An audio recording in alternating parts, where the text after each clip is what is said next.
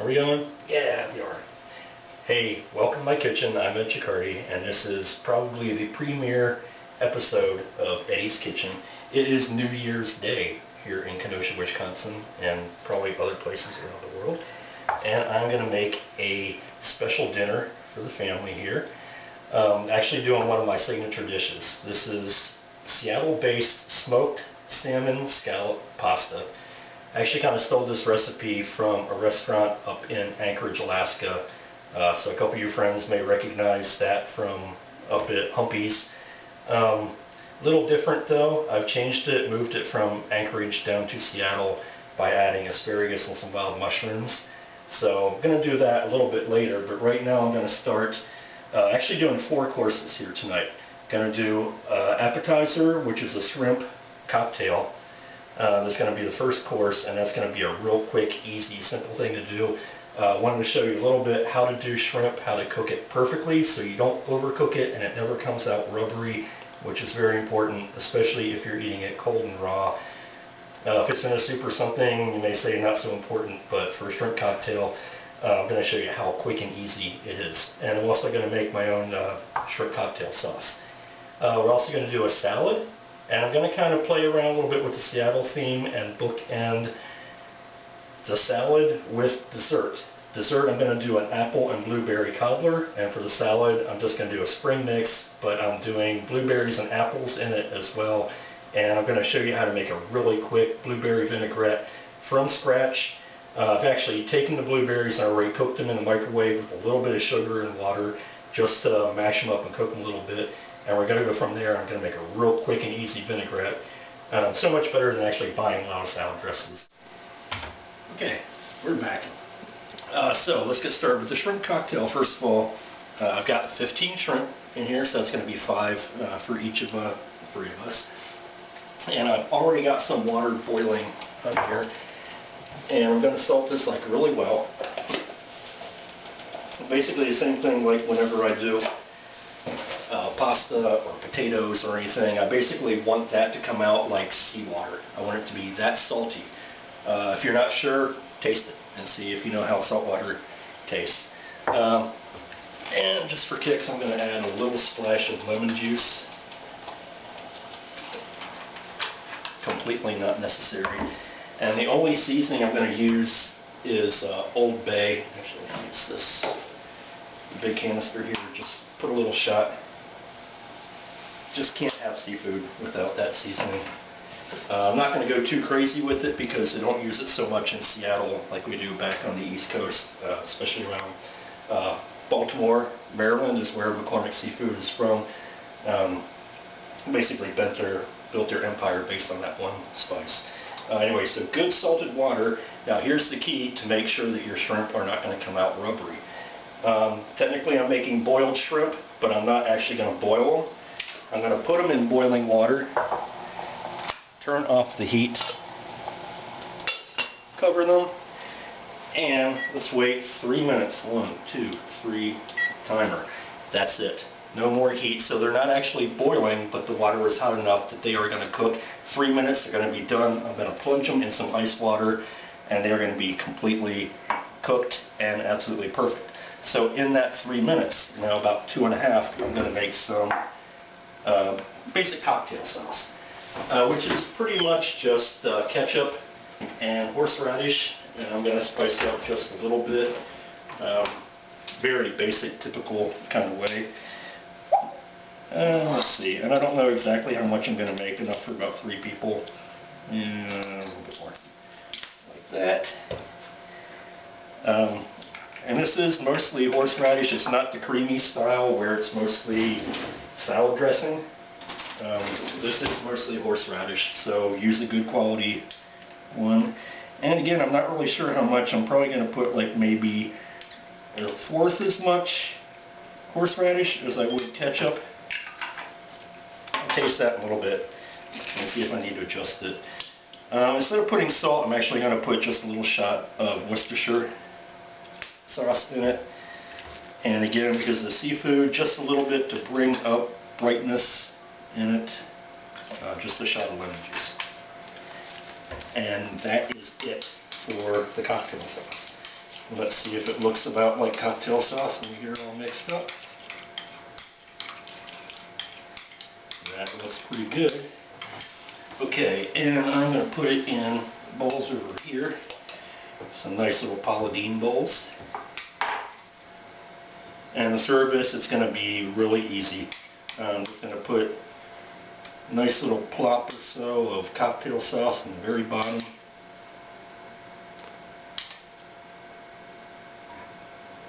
Make sure I have enough to go around. Oh, that's just about perfect.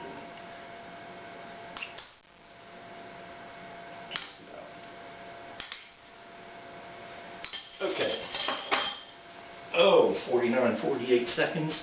In the meantime, for the shrimp, we've got a bowl of hot water here.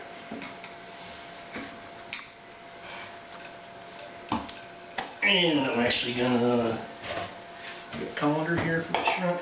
32 seconds. Oh, should I go a little faster? Nope, let it go. Actually, the whole 30 seconds. As soon as that's done, the next thing I'm going to do is the salad. And basically, again, it's just going to be blueberries and apples added onto a spring mix. And I'm going to do a really simple blueberry vinaigrette. And you'll see again in probably a minute, minute and a half how easy it is to make a salad dressing. 5 seconds, okay, we can do that.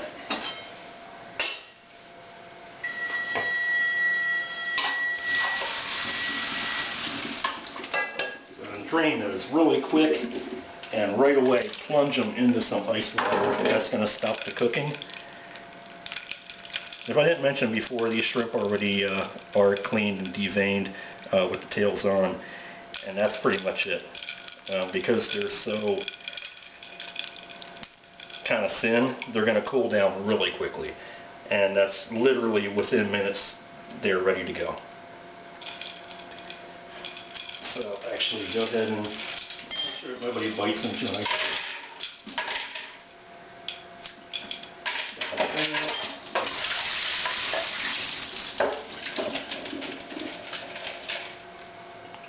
Go ahead and let them drain. Actually, I'm going to let them drain just on a paper towel here, if I can get one, for a minute or two, and then we'll put them in the bowls. In the meantime, let's get started on the salad. And I've actually got,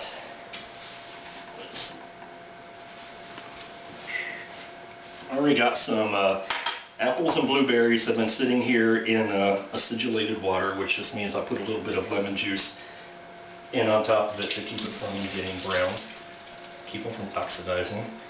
So that's one Macintosh apple and a good handful of blueberries.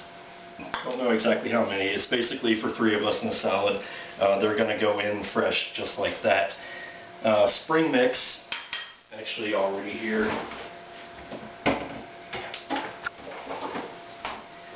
Ready to go in the salad bowl. Main thing is the vinaigrette. As I said, I already took some of these fresh blueberries, added a little bit of sugar and a couple drops of water, put them in the microwave for like a minute or so. And if you want, you can actually get rid of these extra, kind of seems like a waste, but just so nobody's like biting into the extra shells, I'm just going to tip that off. Little trick, if you don't want to go through the whole thing of fresh blueberries, if you have blueberry jelly, strawberry, raspberry jelly, anything like that, you can actually cheat and use that as the basis for your vinaigrette. And I'm just going to go ahead and make it right here in this little bowl. And I'm going to base it, any vinaigrette is basically about half acid and about half oil. The acid is going to be sweetened by some kind of sugar component. Doesn't necessarily have to be, but especially for sweet kind of fruit vinaigrettes like this, I'm going to do it. And I'm going to add basically 2 kinds of acid. I'm going to use some lemon juice, and if you have fresh lemons, go ahead and do that. I'm cheating, but I'm using a good brand of lemon juice. And I'm also going to use a little bit of red wine vinegar that, yes, I disappeared into my cabinet. And again, just probably a splash. Again, I'm not measuring it. Basically, I'm kind of making a really tart fruit juice. And then to make up for that, I'm going to add a little bit of sugar. raw sugar. This is a half a teaspoon measure, so I'm going to put probably about a tablespoon, or half a teaspoon, actually a half a tablespoon. So that's about a tablespoon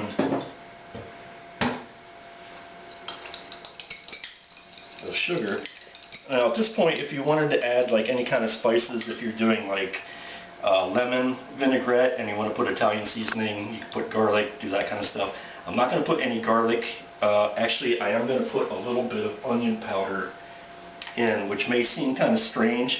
But actually, if you think about like Hawaiian seasoning, that a lot of times the onion actually goes kind of well with sweet flavors, like sweet onion does. Garlic, not so much. Not going to work out with the blueberries in this one. And the last thing I'm going to add is a good quality olive oil, extra virgin, just drizzled in, about half, maybe about a third or so, because this is kind of a fruit vinaigrette. You can get away with a little bit less oil than that, and basically will keep up that flavor. I did not add any salt, which I do want to do, even though it is kind of a sweet thing. Salt and pepper, absolutely essential. In fact, I love a lot of black pepper, especially on a spring mix. This kind of pepper you begin with, because there's arugula in there, radicchio, some other things. So just a little extra black pepper doesn't hurt at all. Actually, a little salt right here. Okay. Otherwise, that's pretty much it for this salad. Like I said, very basic. The really cool thing is I'm bookending both the blueberries and apples with the salad are going to reappear again in dessert with the apple blueberry cobbler, which is going to be the next thing that we're going to do. And actually, rather than dressing this right now because it may tend to wilt, everything's ready to go. We're just going to set that aside until we're about ready to eat. Okay, and we're going to start doing a cobbler, and this is going to be an apple blueberry cobbler, again, kind of Seattle inspired. I'm going to show you how quick and easy it is. I'm the first person to admit that I don't do baking very well, but when I do, a lot of times, because I just tend to throw stuff together and not really measure things too carefully. But sometimes that works out really well. I'm going to show you a really easy cobbler kind of batter to do. And actually I'm going to show you a little trick too that hopefully impress you, that just in case you're ever, if you do a lot of baking, one of the things that you might run out of pretty quickly is brown sugar.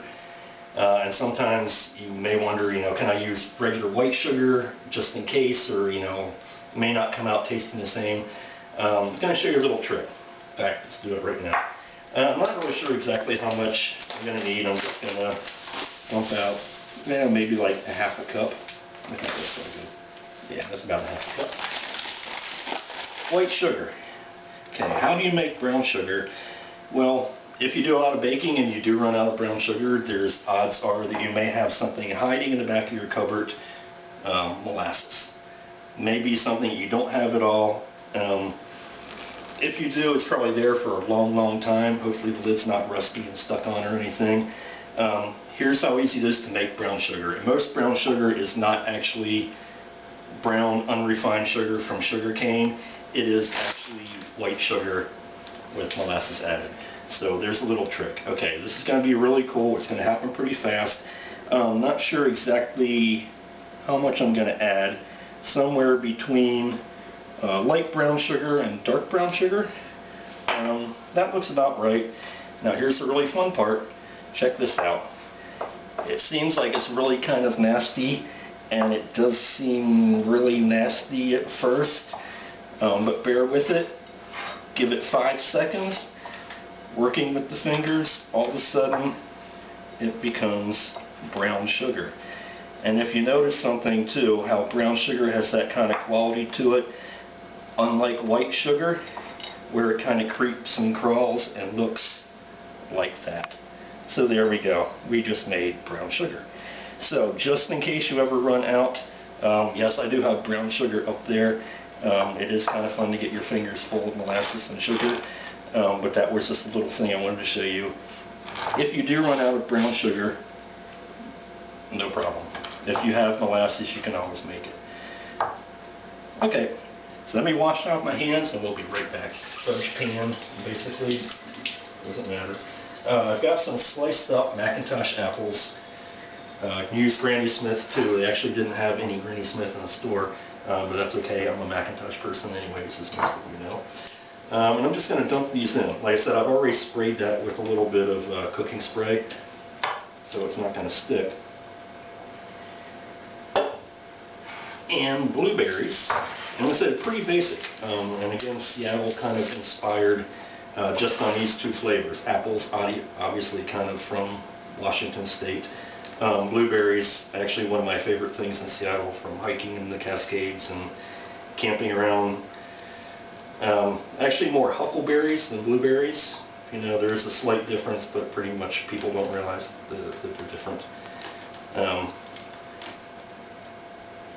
Blueberries and apples, just kind of spread them out a little bit. And in goes. Actually, I'm going to put just a little bit of brown sugar over on top of that, just to kind of sweeten them. And you know what, I think I'm going to add a little bit more sugar. Be like Paula here, adding a little bit more butter, y'all. I'm just going to add it. And again, I'm not measuring. I don't really know exactly how much, a couple tablespoons. Just enough to where it looks like all the apples are kind of sweet. Another little trick I'm going to do, just to help with thicken up a little bit, because those apples and blueberries are going to release a lot of juice when they start cooking. So I'm just going to sprinkle a little cornstarch on top. You can also use flour. Use a little more flour than you would cornstarch. Basically, I'm making a fruit filling right there without actually cooking. It's going to cook at the same time that the cobbler top does. Okay, so we'll set that off to the side. That's ready for now. And I'm basically going to make a really simple, it's almost like a coffee cake mix, but I'm going to make it a little bit thicker to be more like a cobbler, and then just spoon some big dollops. So it's going to be somewhere between a coffee cake and a biscuit mix, but I'm putting eggs, so it's not going to be a biscuit. And just in case you don't know how to make like baking mix, if you're one of those people that use like Bisquick or what's the other, Jiffy, whatever baking mixes, don't buy that. Don't even get like self-rising flour. Just buy regular flour and a couple other ingredients. And I'm going to show you real quick here basically how to make 1 cup of baking mix. And this is a 1/4 of a cup mix, so I'm going to put just around 4. And again, I'm not a very careful measure. I'm not doing, yes, I should be doing that. Doesn't matter. A lot of times I just eyeball it. That looks like about a cup, so that's good. Baking powder is up over here. I do have a cabinet. I'm not disappearing into a different void or somewhere. This one I'm going to actually kind of use a spoon. For every cup of flour, you should use about 1 teaspoon, maybe 1½ teaspoons. Which, does that look like a teaspoon? Actually, a little much. Yeah, that's probably good. Just eyeballing it again. Kind of, yes, I use a spoon to measure, but I'm not being real particular. So, about a teaspoon, maybe a little bit more of baking powder. About 1/4 to 1/2 teaspoon of salt, depending on how salty you like it. I'm going to use, yeah, probably like 1/3 of a teaspoon. Now here's kind of an optional ingredient. I'm just going to use a little bit, is sugar. A lot of baking mixes don't have it, but you'd want to add it anyways. And because I'm doing a fruit cobbler, basically that would be all I'd do if I wanted to do biscuits. But I'm going to go ahead. That was 1/2 tablespoon, 1 tablespoon, 1½ 2, yeah, let's do 3. We're going to spread this New Year's. Now the only thing missing from this to actually make it like Bisquick with sugar is some kind of shortening. And my go-to shortening every time, of course, is butter. And for a cup, I'm probably going to use about 3 tablespoons. That was close to 2. That one's close to 1. So again, I can either use a fork. 3 different things you can do here to mix this. You can use a fork and actually take the butter and press it through the flour. The old-time instrument that they're kind of hard to find is actually a pastry blender, which looks like a bunch of wires with a grip that does basically the same thing. That you basically work the dough through. Again, you have to keep doing that. So you're going to get your fingers dirty pretty much anything that you do, so one of the easy ways to do it is just put your hands in there and work it through. And what I basically want to do is get all of that butter or shortening, if you use Crisco, or lard, anything you're going to do, basically just keep working that through the flour.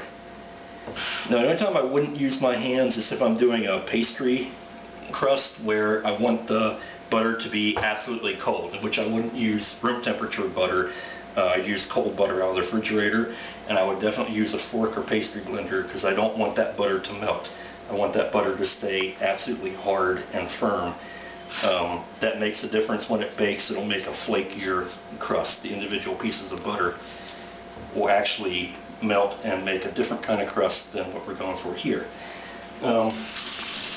Again, I said I'm doing kind of like it's a cross between a coffee cake and a biscuit mix. When I said biscuits don't have eggs in them, the coffee cake mix does, besides coffee cake having a lot more sugar in it. That's good. So I'm going to add an egg.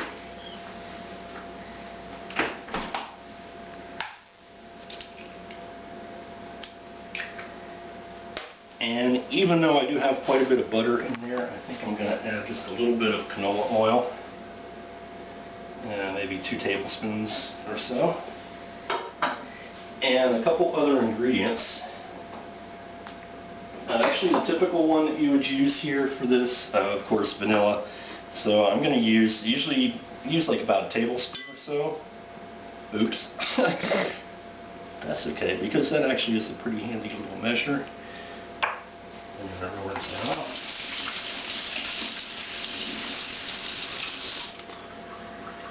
The other thing I'm going to do, instead of adding just a teaspoon of vanilla extract, my other go-to seasoning that I can't really use without, or go without, is almond extract.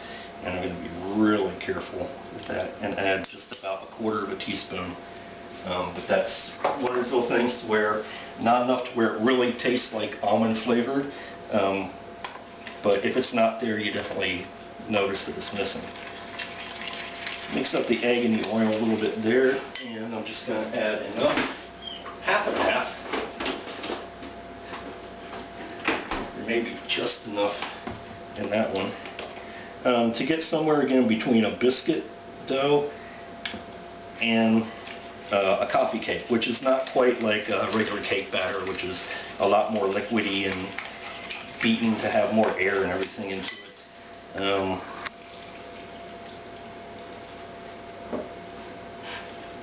Where I think I'm going to need a little bit more. Yeah, not much, but okay. And you can see I'm not really measuring anything. I kind of measured the flour out. Like I said, I could eyeball a cup of flour about the same. And the other ingredients, it's just kind of a basic mix. There's not going to be much rocket science involved in this, as long as you remember baking powder. That's what's going to make it actually rise. That's the active ingredient when the heat comes into it. Oh, brown sugar, I didn't. And I am going to add more, in addition to putting the rest of that on top of that.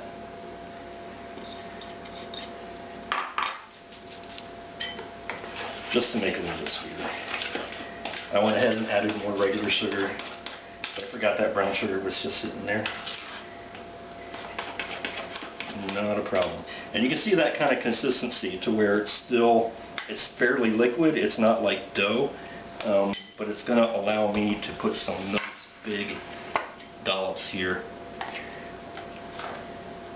I'm just going to start, kind of go around the edge, make sure that I don't run out of batter. And I'm already close to halfway, not quite, doing that. So I know that I'm going to have to calm down a little bit here, go in the middle. And actually, if I put about the same amount on the sides, then I'm going to come back and kind of swirl that around a little bit. And that is going to be just about perfect for that corner. And kind of swirl it around. You know that that batter is going to expand when it cooks, kind of like a cake, but it's not going to go the whole way down to the bottom. And as those fruit juices cook, they're going to come up and kind of melt in with the top as well. Okay, the oven is on at 375. That's where I'm going to start that. It's probably going to take about 35 to 40 minutes. If it looks like the top's browning too much and the fruit isn't cooking enough, I may turn that back to 350 and extend the cooking time a little bit longer than that. But otherwise, let's check in a little bit and see how that looks. We're sitting up here, and we're being joined by a special guest. Let's see, Mr. Ginger, oh, she's going to hate me for that. Mrs. Ginger Kitty is now sitting back there, demurely being grumpy and whining because she smells food being made and we're ignoring her. So everything is set. Actually, the sauce, the smoked salmon sauce and the bechamel is fine. Again, salt, pepper, smoked salmon, milk sauce. That's it. Water is coming up to a boil back there. That pan's hot. Going to do our scallops. Things are going to happen here kind of quick because now we're coming down right to the end. And the way I'm going to do this is not going to take very much time to cook at all. The main thing that I've been doing is prep. And what I have here, the vegetables, are going to be asparagus and wild mushrooms. Actually, instead of creminis or any other thing, I actually have some button mushrooms. But I also have some really nice oyster mushrooms here. Absolutely fabulous, and they go really well. They're called oyster mushrooms because they do kind of have a little bit of a seafoody flavor to them, but it's pretty mild. Just a great mushroom, and they are cultivated. They're farmed, basically, so you can find them pretty much year-round. I'm going to cut that one up a little bit. Just in case you don't know how to do asparagus, I've cut most of that up. Hold it, find a point where it breaks on its own. Throw that away. I don't remember if I rinsed those off or not, so I'll do that. And just like those, I'm going to cut them in about inch to inch and a half pieces, kind of on the oblique, just because that looks nice. Oyster mushrooms, the other button mushrooms are already cut up. These guys can be kind of tough, like right down here at the base. If you're going to cook it for a while, you might want to leave a little bit. I'm not. I'm going to go like right at the base of each of these kind of little trumpet shapes, somewhere around there, and just feel with my finger where it kind of feels like it's tender. If it's woody down at the base, and again, I'm doing it completely by feel. I'm just grabbing these off. You can also just take a knife and cut it. But again, I like playing with my food, and I can actually feel pretty much where I want to keep these mushrooms. So, those can go to the base, and there's a bad kitty looking up over the thing. You better not jump up here, pussycat. Okay, the last thing, and it's only going to be mushrooms, asparagus, and onion. Again, I'm not going to overcomplicate the flavor. The asparagus and those oyster mushrooms are going to create the flavor to go along with that smoked salmon. The onion itself, I'm just going to add for a little bit of flavor. And instead of chopping it really fine for flavor like I do, I'm actually going to leave it like a vegetable. And one of my favorite ways to actually cut onions, if I'm doing it like a vegetable, is to cut it off center. And I know I did that kind of fast. Instead of going through the center, which is normally how I do, and I've already did it once, I'm going to cut off, basically leaving that core section by itself, so that now all I've got on this side are nice long thin pieces. I'm going to cut off the top and the root end of it. Get rid of that, get rid of the skin, outer layer. Put those back in the middle. And now all I've got are these nice long things, and if I cut them relatively thin, you can see how I'm getting nice long kind of julienne slivers of it. Just like that. Okay, and I'm going to break them up just to make it a little bit easier when they cook. But now again, just to kind of look like the same like the asparagus, like I said, if you do little fine dice, they might, you know, burn a little bit, maybe if they're too small. Right now I'm going to keep them as a vegetable rather than just diced onions for seasoning. Let's see, I think the pan is getting hot enough. That's good. I've also got a grill pan over here, cast iron grill pan. It's got the little raised ridges. That's where I'm going to do the scallops. And I'm going to do those after I do the vegetables. I'm actually going to swap things around here. But for right now, the main thing I need to get started, pasta water is boiling, and it is salty like the sea, how I always do that. Now normally for this dish I use Campanelle Barilla pasta, even though they're kind of homophobic apparently, but it's my favorite brand of pasta. They didn't have the Campanelle, so I'm using Radiatore, which is another similar pasta. Take a look at this. It's got these cool little ridges on it, so when that expands out, they're going to grab a hold of a lot of the sauce, and there are also these slim little slivers of onion, the asparagus, and some of the mushroom. If I cut the mushroom in thinner slices too, that pasta will be able to grab a hold of all that. That's the main reason. Whenever you pick pasta for whatever sauce you're using, you want to pick a shape that's going to hold the sauce. And I've kind of lost count. Did I put 2 handfuls in? This jar is not really that big, so usually 1 handful of pasta like this per person for just a minimal. I'm going to do a little bit more. I think that's probably about 5 handfuls. That was a wimpy one. Okay. That's probably about 5 handfuls. That was a full pound of pasta in that jar, so I probably used 2/3 of a pound for the 3 of us. That's going to come back up to a boil here in a minute. And in the meantime, let's get our vegetables going. Okay, we are back. In the meantime, where we're gone, actually the asparagus is cooked. The onions and the mushrooms have now cooked down.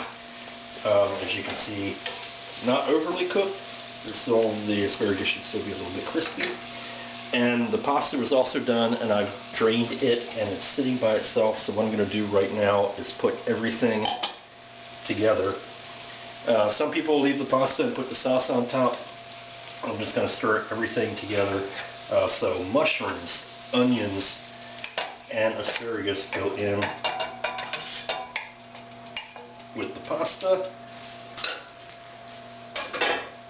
And then on top of that, it's just been hanging out here, the smoked salmon scallop pasta, like this, or the sauce, basically bechamel with just the smoked salmon in it. I'm going to put all of that together. Actually, let's bring you back up here.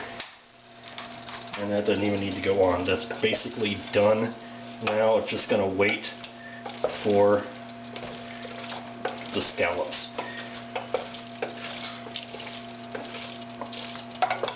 Okay, actually I'm going to put that back there and let that set, and I'm going to move. That's way too hot to be grabbing a hold of. I'm going to move that up there just so we can see, and put you back on. That's going to be my scallop thing, and I'm going to put a lid. So I move back around over here.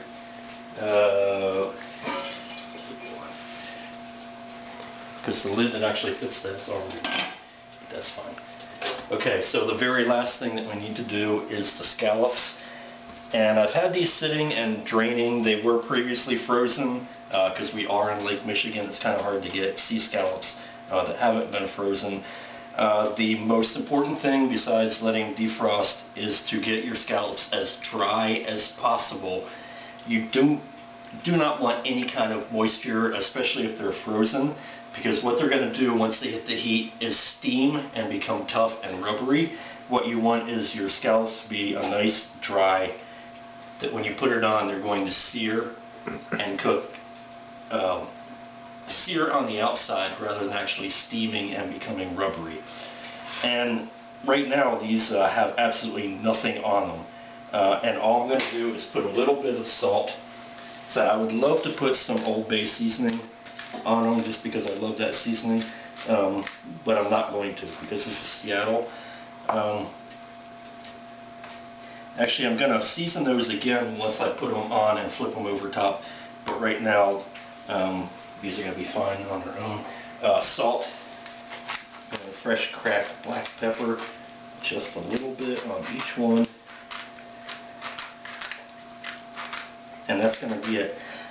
Uncharacteristic of me, I use a lot of seasonings. A lot of people know that I tend to flavor my food really heavily. One of the weird things that I'm doing in this dish is not seasoning things very much other than letting the natural flavor of the scallops, the salmon, the asparagus is going to come through. We have a lot of times a tendency to throw garlic, onions, a lot of stuff on, and it just all comes out a lot of times tasting the same. What I want to do is actually let these scallops taste like scallops. Salt, pepper, that's it. No Old Bay, no paprika, nothing like that. And these are just about ready.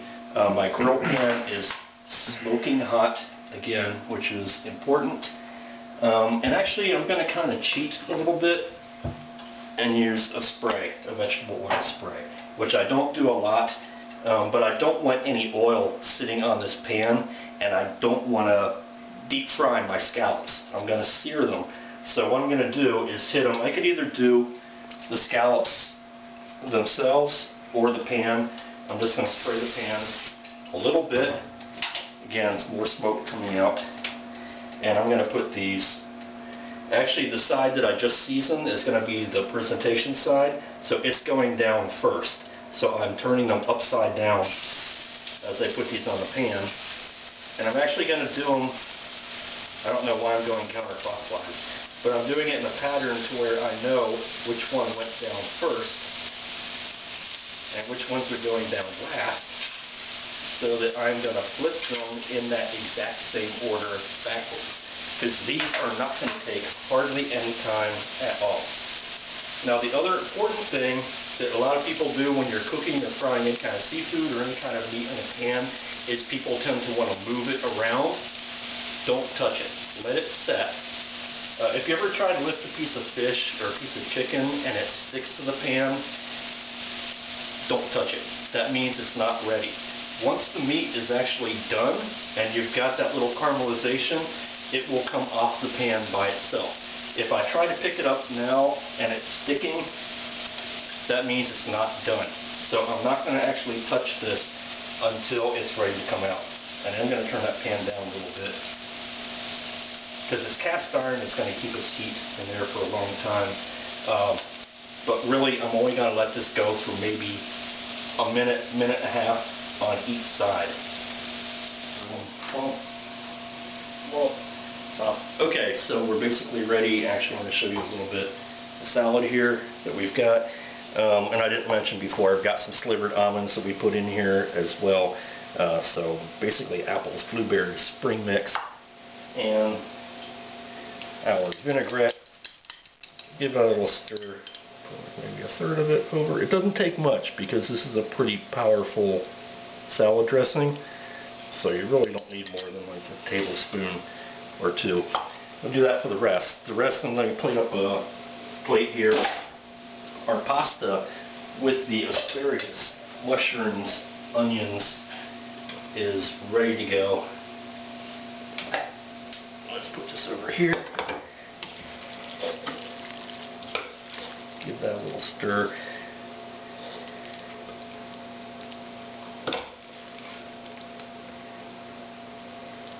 I'll just do one plate here. That is going to be topped off with one of these, absolutely, actually two, three, yeah, let's do three. Okay. 3 of these perfectly cooked scallops. Can't get off of there. That pan is really hot. We have to go there. The salad. The last thing we didn't see, actually, the cobbler is out of the oven. I'm going to throw a little powdered sugar on that, and it's good to go. So there we go, complete meal. The shrimp cocktail has already been consumed, actually, at this point. There you go. Hope you enjoyed it.